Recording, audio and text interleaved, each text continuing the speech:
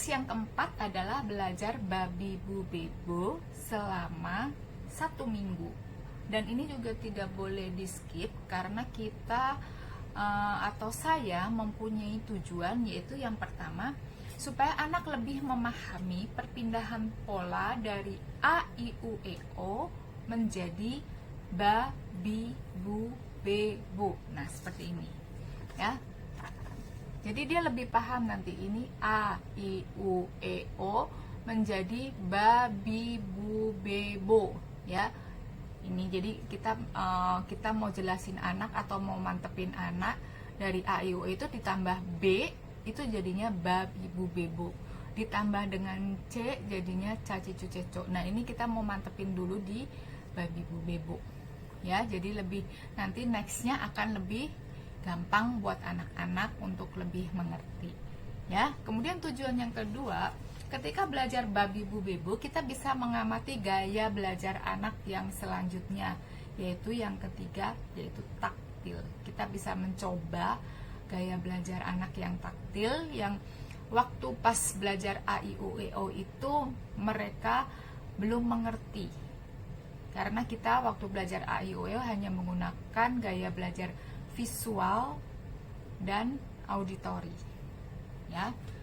Dia masih belum mengerti, berarti kita akan coba gaya belajar yang berikutnya, yaitu taktil di babi bu bebo. Oke, itu tujuannya. Nah, sekarang bagaimana caranya? Hari pertama kita mau memperkenalkan huruf B ya, dengan menebalkan huruf B dan juga suku kata. Kita akan mau memperkenalkan suku kata yang sudah ditambahin setelah digabungkan dengan A, I, U, E, O. Nah, ini kita mau suruh mereka menebalkan suku kata ini dan juga menebalkan huruf B ya. Itu hari pertama. Nah, setelah selesai ini bisa dilanjutkan dengan mencoba anak, mengajari anak belajar membaca babi bu bebo yang ini ya. Ini kan babi bu bebonya diacak babi bu bebo, terus ini bi bu be bo ba. Jadi ini diacak, anak coba suruh baca apakah bisa atau tidak. Dan ini sebetulnya bawahnya juga bisa ya, disuruh anak membaca tapi pelan-pelan karena memang dia baru belajar 2 suku kata. Nah, ini pelan-pelan. A, B. Ini huruf apa? A misalnya. Ini B. Ya. Seperti itu. Jadi ini yang contoh membacanya, ini bisa diselipkan. Tapi yang masih berhubungan dengan huruf yang atau suku kata yang sudah kita pelajari, yaitu A, I, U, E, O dan babi bu bebo. Jadi cari kata-kata yang berhubungan dengan dua pola itu. Nah, terus kemudian bisa juga dilanjutkan dengan latihan soal bergambar yang seperti ini ya. Ini ada gambar babi, anak-anak tulis ba, kemudian bi ya. Kemudian bisa juga bola, bo, tapi lanya kan dia belum belajar, jadi kita tulisin aja lah. Jadi bo, gimana tulis bo, anak-anak bo. Nanti anak bisa coba baca gambarnya, baca gambar sambil memperhatikan huruf ya. Tapi yang itu bisa di skip kalau memang anak masih bingung ya, baca gambar aja. Nah, setelah latihan soal bergambar ya, kita bisa uji gaya belajar anak yang ketiga, yaitu dengan taktil yang kemarin visual dan auditori kurang mengerti, dengan memberikan mainan huruf ya, A, I, U, E, O dan B. Nah, biarkan dia menyentuh huruf-huruf itu ya. Kita uji apakah dia lebih mengerti dengan metode gaya belajar taktil ini ya. Nah, setelah itu kita akan masuk hari kedua. Hari kedua sampai dengan hari kelima itu adalah pemantapan dari suku kata ba, bi, bu, be, bo Dan ini dapat dilakukan dengan cara pembelajarannya itu ada 4. Jadi setiap hari itu kita bisa gunakan 4 pembelajaran ini ya. Yang pertama, menulis huruf B, terus kemudian ba, bi, bu, be, bo di buku kotak sedang yang seperti ini ya. Ini kotak sedang di sini. Nah, kita kasih contoh di atasnya di sini B, dilengkap ya, dilengkap supaya anak nggak terlalu bingung karena terlalu dempet. Jadi B, ba, bi, bu, be, bo dari sini, dari atas. Terus anak mengikuti sampai ke bawah. Ke bawah juga dilengkap supaya anak nggak terlalu bingung dan juga nggak terlalu banyak ya. Nah, kita mulai dengan menulis. Setelah selesai menulis, kita bisa membaca dari sini. Kita ulang lagi baca ini ya. Kita bisa ulang ini sampai 3 kali. Berikut bawahnya. Yang bawahnya yang sudah 2 suku kata, tapi 2 suku kata hanya yang berhubungan dengan atau yang menggunakan suku kata ba, bi, bu, be, bo ya. Dan juga a, i, u, e, o ya. Jadi kita baca ini sebanyak 3 kali. Anak-anak suruh baca 3 kali ya. Nah, setelah mereka baca, terutama dimantapin yang ini, setelah mereka baca, kita akan mencoba cara pembelajaran yang ketiga, yaitu dikte 10 nomor menggunakan suku kata ba, bi, bu, be, bo dan juga huruf a, i, u, e, o. Nah, ini bisa dipakai untuk dikte 10 nomor ya. Kita ambil 10 nomor acak untuk dikte ya. Atau misalnya suku kata kata-katanya bisa cari di Kamus Bahasa Indonesia, bisa Google, itu banyak ya. Jadi bisa Google, tapi cari yang sedang diajarkan, yaitu misalnya ba, bi, bu, be, bo ya. Jadi kita cari hanya yang ada huruf ba dan bi dan bu dan be dan bo ya. Jadi penggabungan dari suku kata itu ya. Nah, itu bisa dicari di Google, di Kamus Bahasa Indonesia. Nah, setiap hari dikte ini bisa kita tambah 10 nomor ya. Jadi hari ketiga kita tambah lagi 10 nomor, hari keempat tambah lagi 10 nomor, hari kelima tambah lagi 10 nomor ya. Jadi supaya kosakata dia lebih banyak ya. Nah, terus kemudian yang keempat, cara pembelajaran yang keempat yaitu latihan soal seperti ini ya. Nah, yang ini bisa diganti gambarnya, bisa juga diacak ya, bisa diganti juga diacak. Ini latihan soal bergambar. Ini contohnya. Nah, itu 4 cara pembelajaran untuk hari kedua sampai dengan ke-5. Nah, jika di hari ke-5 dengan gaya belajar taktil, kan tadi kan waktu hari pertama sudah dikenalkan gaya belajar taktil dengan menyentuh, itu tetap tidak berhasil ya, maka kita di pelajaran berikutnya kita bisa menggunakan gaya belajar kinestik. Jadi untuk metode gaya belajar kinestik kita bisa lakukan dengan 4 cara, yaitu yang pertama, kita menggerakkan anggota tubuh ini. Contoh gerakan kinestik huruf C, kemudian V. Cara kedua bisa juga dengan hanya menggunakan jari ya. Jadi kita bentuk huruf dengan menggunakan jari. Misalnya ini huruf C, terus begini B ya, terus misalnya kalau begini D ya, terus kemudian kalau K seperti ini. Jadi seperti kita bisa gunakan anggota tubuh, kemudian dengan menggunakan jari. Kemudian cara yang ketiga bisa menulis di udara, yaitu misalnya huruf A, terus kemudian B ya, bisa menulis di udara. Terus kemudian cara yang keempat, kita bisa sediakan tepung ya, tepung itu dimasukkan ke dalam kotak, kemudian anak-anak suruh menulis di situ, misalnya huruf F, huruf yang susah-susah.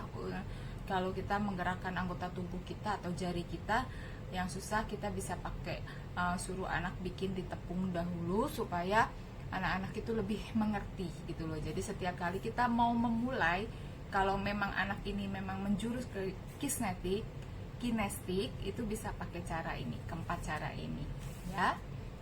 Sekarang kita masuk pada tips yang kelima, yaitu menambahkan 2 atau 3 pola dalam seminggu atau 1 hari 1 pola, sesuaikan dengan kemampuan anak.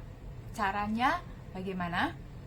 Oke, hari pertama memperkenalkan huruf C dan juga suku kata ca, ci, cu, ceco dengan cara menebalkan huruf C yang seperti ini ya. Kemudian juga menebalkan suku kata ca, ci, cu, ceco ya. Nah, seperti ini. Ya, ini diacak ya. Yang pertama ca, ci, cu, ceco, yang kedua dimulai dari ci, kemudian cu, ce, co, ca. Terus bawahnya dimulai dari cu, ini diacak ya. Jadi kerjakan dulu 2 ini, menebalkan huruf C dan juga menebalkan suku kata ca, ci, cu, ceco ya. Nah, setelah kita memperkenalkan huruf C dan suku kata ca, ci, cu, ceco, kita bisa suruh anak membaca yang ini. Nah, ya, kita coba anak suruh baca ini, ca, ci, cu, ceco, yang J acak juga. Nah, kemudian sama yang bawahnya. Kalau yang bawahnya ini sudah ada campuran dengan babi, bu, bebo, dan juga dengan a, i, u, e, o, sudah ada penggabungan ya. Nah, kita coba suruh anak baca ini. Nah, setelah baca, kita bisa gunakan latihan soal bergambar seperti ini ya. Misalnya ini kita kasih garis-garis ya, berapa huruf yang dibutuhkan. Nah, misalnya ini cacing ya kan, caci, ng-nya kita udah tulisin ya, jadi cacing, ng-nya ditulisin. Terus kemudian cicak, ci dan ca, k-nya udah tulisin. Nah, ini latihan soal bergambar. Setelah kita berikan latihan soal bergambar, kita bisa kasih dia dikte ya, bisa cari di Google ya, di Kamus Bahasa Indonesia, atau dari bacaan yang dia telah baca. Ini 10 nomor ya, 10 nomor. Nah, kemudian hari kedua sampai dengan hari kelima itu, sebelum mulai belajar, kita review dulu apa yang sudah kita ajarkan, yaitu yang huruf a, i, u, e, o, babi, bu, bebo, dan ca, ci, cu, ceco ya. Kita buat review selama kurang lebih 5 menit ya, dengan cara anak suruh baca ini, kita lihat apakah dia lancar atau tidak, karena kita kemarin sudah coba ajarkan metode taktil atau visual dan auditori, kan udah lewat itu kalau misalnya nggak lolos. Jadi kita coba suruh baca ini, kemudian suruh baca babi, bu, bebo, ini semuanya ya. Terus setelah itu kita coba dikte 5 nomor saja, dikte 5 nomor saja penggabungan dari babi, bu, bebo, dan ca, ci, cu, ceco, dan juga huruf a, i, u, e, o ya, hanya untuk melihat apakah tuh anak mampu atau tidak lanjut ke yang pola berikutnya. Nah, jika anak itu lancar ya, jika anak itu lancar, bisa kita tambahkan pola yang baru. Tetapi jika tidak lancar, jangan ditambahkan dahulu. Kita ulang lagi belajar yang ca, ci, cu, ceco, dan babi, bu, bebo ya. Cara pembelajarannya di hari kedua sampai dengan hari kelima seperti biasa, ada 4 cara pembelajaran. Yang pertama ya, menulis di buku kotak sedang ini apa yang akan diajarkan ya, menulis dulu. Jadi kita kasih contoh apakah C, ca, ci, cu, ceco, atau mengurang D, da, di, du, de, do ya. Jadi kita tulis di sini. Kita kasih contoh, kemudian anak mengikutinya. Oh ya, catatan teman-teman, kalau misalnya suruh anak melengkap, kita kasih titik di sini. Jadi titik inilah anak yang akan menulis, karena biasanya anak belum tahu bagaimana cara melengkap. Jadi kita yang lengkapin titik gitu. Untuk awal-awal seperti itu. Nanti lama-lama anak juga akan bisa sendiri, tidak pakai titik-titik. Ya. Nah, terus kemudian cara pembelajaran yang kedua, membaca apa yang akan diajarkan hari itu. Kalau misalnya mengulang caci cuceco, tetap berarti harus baca ini, ya. Dan juga mengulang babi bu bibu yang ini, ya. Tapi kalau memang lanjut ke dadi dudido, berarti baca yang dadi dudido. Dan bacalah, suruh anak untuk membaca 3-5 kali supaya hafal. Ya.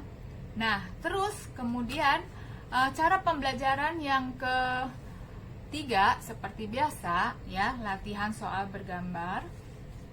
Nah, ini kalau masih pakai caci cuceco seperti yang di hari pertama, maka ini bisa diacak soal ini.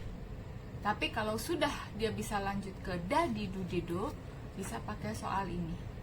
Ya, seperti biasa ada gambarnya, kemudian kita kasih garis-garisnya. Ya. Nah, setelah itu kita bisa dikte kembali 10 nomor penggabungan dari suku kata yang baru saja kita ajarkan, digabung dengan yang kemarin kita sudah ajarkan. Itu 4 cara pembelajaran untuk hari ke-2 sampai dengan ke-5. Nah, kalau misalnya seterusnya kemampuan anak 1 hari bisa menerima 1 pola, perhitungan saya 2 bulan anak itu sudah bisa lancar membaca 2-3 suku kata. Nah, kalau misalnya hanya 3 pola atau 2 pola, maka 3 bulan anak itu sudah bisa membaca 2-3 suku kata. Tips yang ke-6, biasakan anak langsung membaca ba, bukan ba, bukan, tapi langsung ba. Terus bagaimana kalau misalnya anak yang gak bisa? Boleh, tapi di dalam hati, dan itu tidak boleh lama-lama. Jadi dia dalam hati ba lama, nanti lama-lama dia bisa. Jadi pokoknya dia dilarang menyebutkan ba, di dalam hati boleh, ya. Nanti lama-lama dia akan terbiasa. Jadi jangan ba, nanti terbiasa ke bawah, sampai seterusnya dia akan mengeja ba gitu. Jadi jangan dibiasakan mengeja. Jadi langsung baca ba, langsung baca ca, ya. Jadi itu dibiasakan seperti itu, ya. Tujuannya ya supaya anak bisa lebih cepat menghafal, dan dia bekerjanya di otak bukan di mulut. Kalau misalnya dia di otak, berarti kan dia mikir dulu, ngeja di dalam hati. Nah, kalau di mulut dia baca ba, itu seperti menghafal. Jadi tujuannya untuk mengingat, ya. Biasakan seperti itu. Terus kemudian kita masuk tips yang ke-7, yaitu setiap menebalkan atau menulis huruf harus bersuara. Itu tadi saya sudah jelaskan, ya. Saya sudah singgung sedikit kenapa setiap menebalkan huruf ini harus bersuara. Tujuannya supaya anak itu mengingat ini huruf U. Jadi setiap kali dia menulis U, dia tulis U, terus tulis lagi U. Jadi harus bersuara, ya, biar dia ingat. Jadi dia bisa ingat, nanti setelah selesai itu dia ingat, oh tadi aku baru tulis huruf U. Itu tujuannya untuk mengingat, ya. Nah, khusus untuk anak tipe taktil dan kinestik, ya.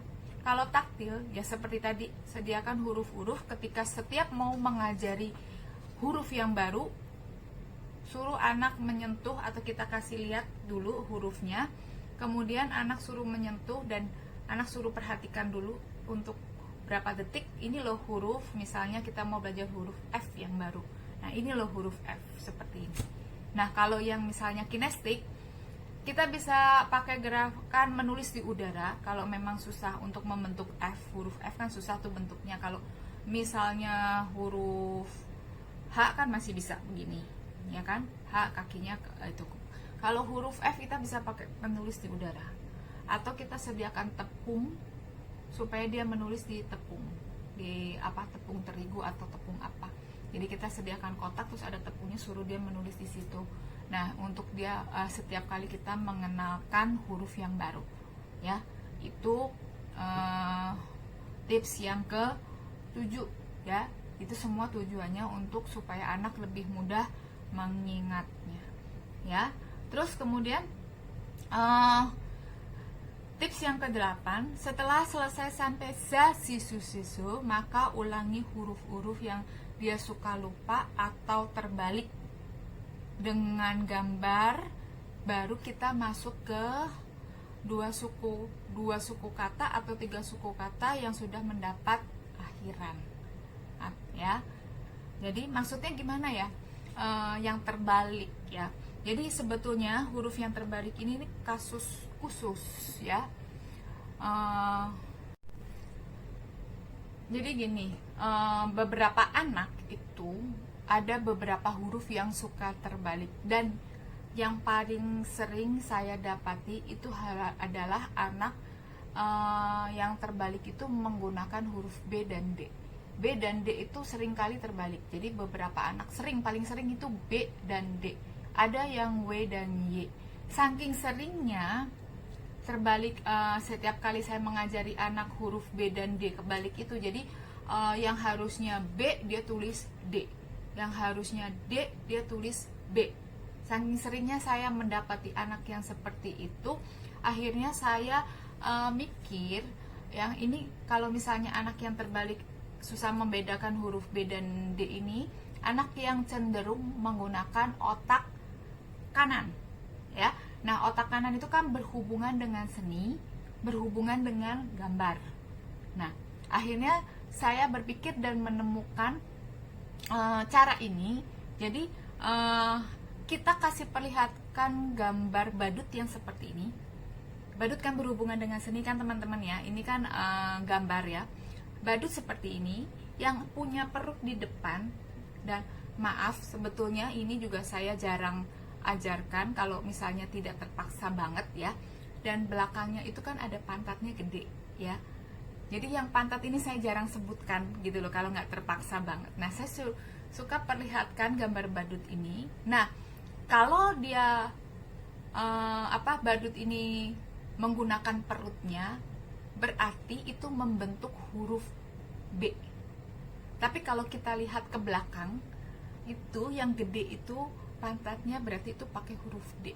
Dan itu beberapa anak, bukan beberapa sih, hampir semua yang saya coba praktekkan, karena berkali-kali sudah nggak bisa-bisa saya praktekkan ini, saya perlihatkan gambar badut, saya jelaskan, itu langsung bisa anak-anak itu mengerti huruf B dan D.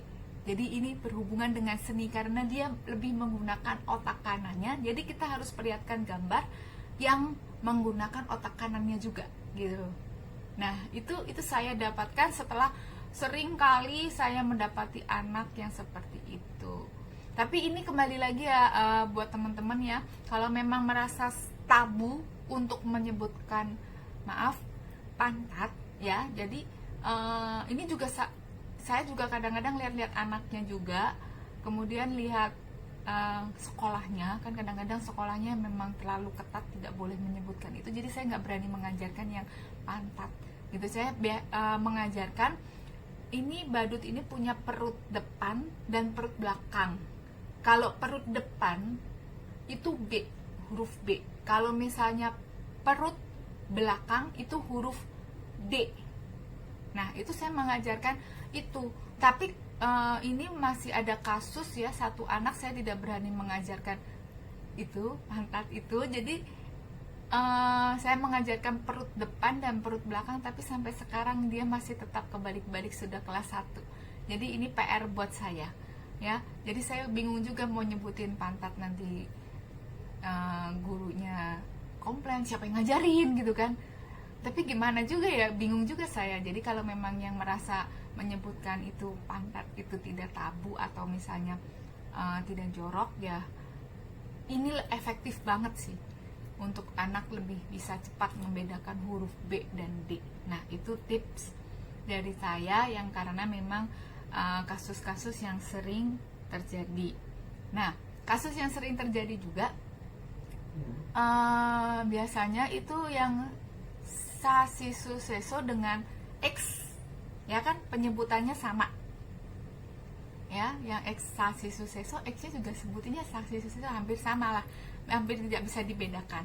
Nah, itu berarti biasanya yang X itu saya skip, saya tidak suruh baca kan, kayak Saverius kan pakai sa juga kan, sa kan. Jadi itu saya skip yang X, kemudian saya hanya menulis, tapi saya kasih tahu ini X. Kalau misalnya dikte pun Saverius pakainya X ya, kita kasih tahu aja, karena kita juga susah bedainnya gitu loh. Nah, itu untuk yang kasus-kasus yang memang pelafalannya mirip. Ada juga satu lagi yang mirip fa, fi, fu, fe, fo sama V, ya kan? Nah, itu mirip pelafalannya. Nah, kita kasih tahu aja. Kitanya misalnya mau tulis Fanta, ya, itu pakai F ya, bukan pakai V ya. Nah, kita kasih tahu begitu saja. Nah, itu kasus-kasus yang memang sering terjadi ya untuk teman-teman.